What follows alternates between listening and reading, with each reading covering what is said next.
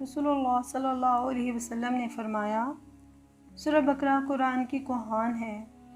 اس کی ایک ایک آیت کے ساتھ 80 فرشتے نازل ہوتے ہیں۔ جو شخص اسے اللہ کی رضا جوئی اور آخرت طلبی کے لیے پڑھے اسے بخش دیا جاتا ہے۔ اس سورت کو مرنے والوں کے سامنے پڑھا کرو۔ ہر چیز کی سر بلندی ہوتی ہے، قرآن کریم کی بلندی سورت بقرہ ہے۔ اس سورت میں ایک آیت ہے جو تمام آیات کی سردار ہے، خاص عرش تلے سے نازل ہوئی ہے، وہ ہے آیت الکرسی۔ رسول اللہ صلی اللہ علیہ وسلم نے فرمایا، اپنے گھروں کو قبریں نہ بناؤ۔ جس گھر میں سورت بقرہ پڑھی جاتی ہے وہاں شیطان داخل نہیں ہو سکتا۔ سب گھروں سے بدترین اور ذلیل ترین گھر وہ ہے جس میں کتاب اللہ کی تلاوت نہ کی جائے۔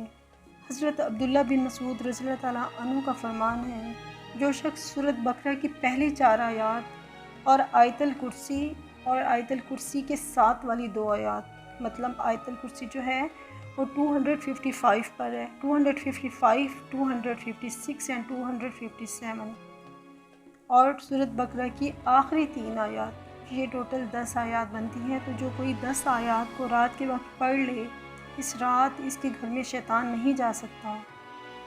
جو شخص رات کے وقت سورت بقرہ پڑھ لے تو 3 دن تک شیطان اس گھر میں قدم نہیں رکھ سکتا۔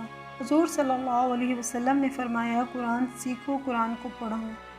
جو شخص اسے سیکھتا ہے، پڑھتا ہے، پھر اس پر عمل بھی کرتا ہے، اس کی مثال ایسی ہے جیسے مشک سے بھرا ہوا برتن جس کی خوشبو ہر طرف مہک رہی ہو۔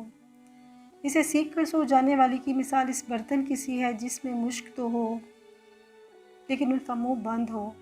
ایک مرتبہ لوگوں نے حضور صلی اللہ علیہ وسلم سے کہا، گزشتہ رات ہم نے دیکھا ساری رات حضرت ثابت رضی اللہ تعالیٰ عنہ کا گھر نور اور چمکدار روشن چراغوں سے جگمگا رہا تھا۔ حضور صلی اللہ علیہ وسلم نے فرمایا، شاید انہوں نے رات کو سورت بقرہ پڑھی ہوگی۔ جب ان سے پوچھا گیا تو انہوں نے کہا، سچ ہے، رات کو سورت بقرہ کی تلاوت میں مشغول تھا۔ حضور صلی اللہ علیہ وسلم نے فرمایا، سورت بقرہ سیکھو اور اس کا حاصل کرنا برکت ہے اور اس کا چھوڑنا حسرت ہے۔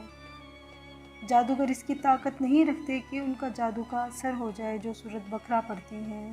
قرآن پڑھنے والا جب قبر سے اٹھے گا تو دیکھے گا کہ ایک نوجوان نورانی چہرے والا شخص اس کے پاس کھڑا ہوا اور وہ کہتا ہے کہ آپ مجھے پہچانتے ہیں؟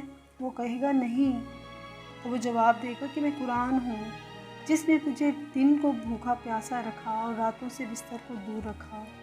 جو کوئی سورت بقرہ اور سورت آل عمران پڑھے گا، یہ اپنے پڑھنے والوں کی طرف سے اپنے رب سے سفارش کریں گی۔ قرآن اور قرآن پڑھنے والوں کو قیامت کے دن بلایا جائے گا۔ آگے آگے سورت بقرہ اور سورت آل عمران ہوں گی۔ بادل کی طرح، سائے اور سائبان کی طرح یا پر کھولے پرندوں کی جھرمٹ کی طرح یہ دونوں اپنے پروردگار سے ڈٹ کر سفارش کریں گی۔